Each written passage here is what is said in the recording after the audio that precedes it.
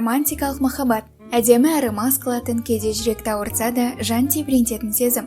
Алайда, неліктен біз ол қоздыратын эмоционалды стрессті таңдаймыз? Махаббат біздің өмірімізді мағыналы ете ме? Әлде ол жалғыздық пен құсалықтан құтылу тәсілі ме? Махаббат біздің табиғи жыныстық қажеттілігіміздің салдары ма, немесе биологияның біздің ұрпақтар қалдыруға итермелейтін әдісі ме? Бізге қажеттің барлығы осы ма? Жалпы олар бізге қажет пе? Егер романтикалық махаббаттың терең мағынасы болса, онда ғылым да, психология да оны әлі толық анықтаған жоқ. Дегенмен, тарихқа үңілсек, әлемге даңқы шыққан кейбір философтар романтикалық махаббат туралы бірнеше қызықты теорияны ұсынған. Махаббат екі жартыны бір бүтін етеді. Бұл тұжырымның авторы және оны егжей-тегжейлі зерттеген ежелгі грек философы Платон. Ол өзінің симпозиум атты еңбегінде сатирик, драматург Аристофанның кешкі ас кезінде қонақтарға айтқан әңгімесін баяндап жазады. Бұрында адамның 4 қолы, 4 аяғы және 2 беті болыпты. Бірде олар құдайлардың ашуына тиген соң, Зевс олардың бәрін 2-ге бөліп тастайды. Содан бері әр адамға өзінің екінші жартысы жетіспейді екен. Махаббат бұл өзімізді тұтас сезінуге көмектесетін жанды табу туралы. Кем дегенде Аристофан мерекелік кеште осылай айтқан. Махаббат бізді балалы болуға итермелейді. Платон заманнан ұзақ уақыт өткеннен кейін неміс философы Артур Шопенгауэр жыныстық құмарлыққа негізделген махаббат тәтті елес деп мәлімдеді. Ол басқа адам бізді бақытты ете алады деген құлшынысымыздың нәтижесінде біз махаббатқа талпынамыз.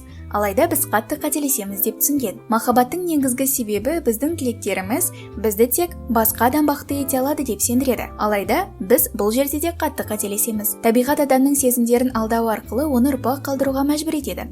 Сондықтан, біз ұмтылатын махаббат балаларымызға беріледі деп топшылады. Біздің жыныстық құмарлықтарымыз қанағатталғаннан кейін, біз азапты өмірімізге қайта ораламыз. Өз түрімізді сақтап, адамзат циклін жалғастырамыз. Біреу құшаққа мұқтаж сияқты.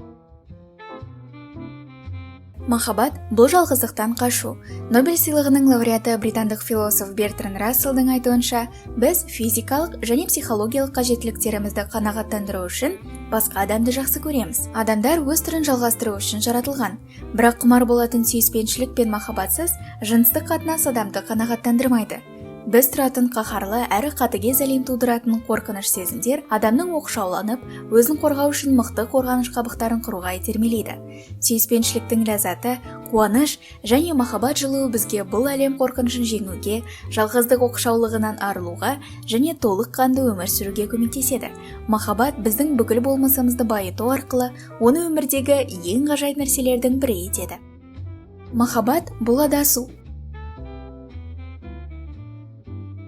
Будда ретінде танымал болған Сиддхартха Гаутама да Расселге дәлелдер ұсына алар еді. Будда адам негізгі қажеттіліктерін қанағаттандыру үшін жақсы көреді деп пайымдады. Алайда, біздің құмарлықтарымыз кемшілігіміз, ал біздің қиналуымыздың басты себебі сүйіспеншілігіміз, тіпті романтикалық махаббатымыз. Бақытымызға орай Будда нирванаға, шынайы бейбітшілік, айқындық, даналық пен жан ашырлыққа жету үшін 8 жолды, нәпсіні тыятын әдістерді ашты. Жазушы Цяо Сюэцин буддистердің романтикалық махаббат бұл ақымақтық деген пікірін Қытайдың ең танымал классикалық романдарының бірі Қызыл палатаның арманында суреттеді. Роман мазмұны бойынша Дзяру оны алдап қорлайтын Сифэнге ғашық болады. Махаббат пен жек көрушіліктің бір-біріне қайшы келетін эмоциясы оның жанын іштей жарып жібереді. Сондықтан, Даос оған емдік қасиеті бар сиқырлы айна беріп, оның бұл айнаға қарамауын сұрайды. Алайда, әрине, Дзяру айнаға қарап қояды. Ол айнадан Сифэнді көреді. Содан соң, Дзярудың жаны айнаға кіріп, оны темір тізбектерге сүйреп өлтіреді. Буддистердің бәрі бірдей романтикалық махаббат пен құмарлық туралы бұлай ойламайды. Бірақ, бұл әңгіменің моральдік мәні мынада. Осындай бауыр басқан сүйіспеншілік түбінде қайғылы жағдайға әкеп соғуы мүмкін, және сиқырлы айналадан аулақ болу керек. Махаббат бізге өзіміздің мүмкіндіктерімізден асып түсуге көмектеседі деп бұл видеоны позитивті нүктеде аяқтайық. Француз философы Симона де Бавуар махаббат бұл басқа адами бірігуді қалау және ол біздің өмірімізді мағыналы етеді деп ойлады. Алайда оны біздің өзгені неліктен жақсы көретініміз емес, өз махаббатымызға деген сезімдерді қалайша күшейте алатынымыз қызықтырды. Ол романтикалық махаббаттың негізгі мәселесі адам бойындағы құштарлықты оятып, оның бұл махаббатты өмір сүруінің жалғыз себебі етуіне әкелетіндігіне де сенді. Дегенмен, өз өмірімізді өзгеге тәуелді етудің өмір мәні деп қабылдау, оны қызықсыз және манипуляциялық ойындарға алып келеді.